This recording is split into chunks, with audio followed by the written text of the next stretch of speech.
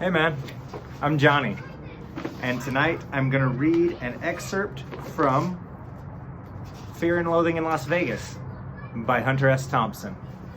So buckle up.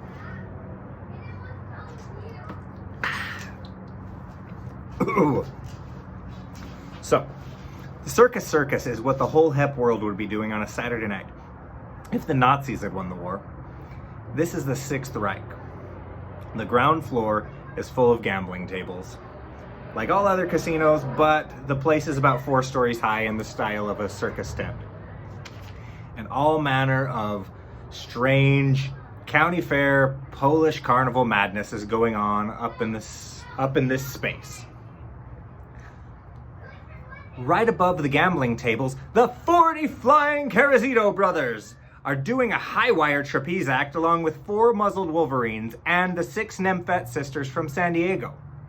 So you're down on the main floor playing blackjack and the stakes are getting high when suddenly you chance to look up.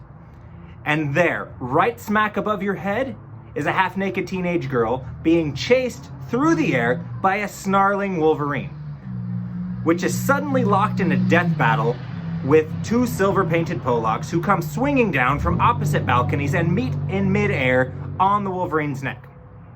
Both Polacks seize the animal as they fall straight down towards the crap tables, but they bounce off the net.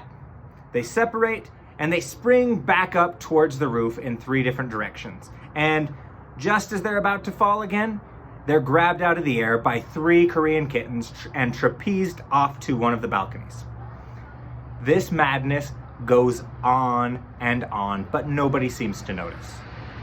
The gambling action runs 24 hours a day on the main floor, and the circus never ends. Meanwhile, on all the upstairs balconies, the customers are being hustled by every conceivable kind of bizarre shuck. All kinds of funhouse type booths. Shoot the pasties off the nipples of the 10-foot bull dyke and win a cotton candy goat. Stand in front of this fantastic machine, my friend, and for just 99 cents, your likeness will appear 200 feet tall on a screen above downtown Las Vegas. 99 cents more for a voice message. Say whatever you want, fella. They'll hear you. Don't worry about that. Remember, you'll be 200 feet tall. Jesus Christ. I could see myself lying in bed in the Mint Hotel, half asleep and staring idly out the window when suddenly a vicious Nazi drunkard appears 200 feet tall in the midnight sky, screaming gibberish at the world. Woodstock, über alles! No, we will close the drapes tonight. A thing like that could send a drug person careening around the room like a ping pong ball.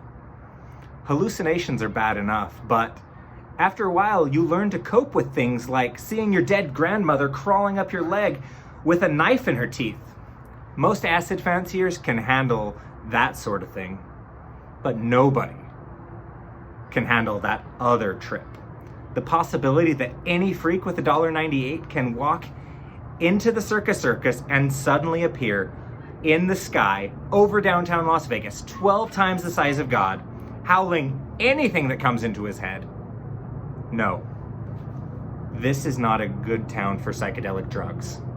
Reality itself is too twisted.